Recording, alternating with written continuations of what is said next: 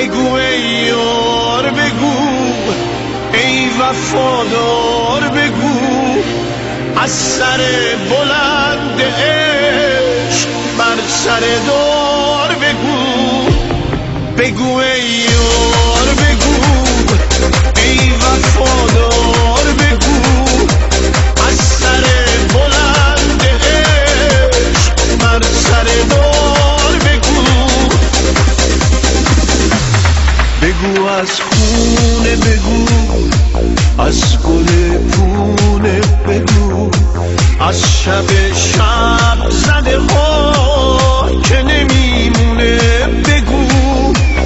بگو از محبوبه ها، نسترن های بنفش، سفره های بیریا روی سبز زار فرش. بگو ای یار بگو که دلم تنگ شده، رو زمین جا ندارم، آسمون سنگ شده.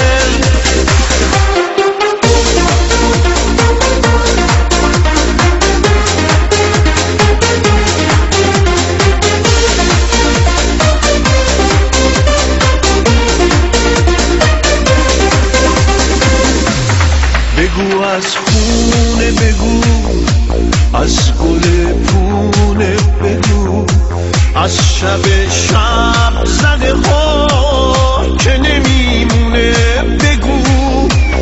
بگو از محبوبه ها، نسترن های بنفش، سفره های بیریا روی سبز زار فرش.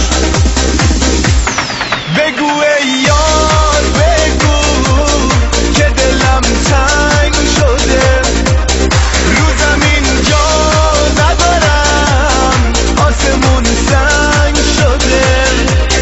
بگو از شب کوچه ها، پرسه های بی هدف، کوچه باغ انتظار، بوی بارون و علف.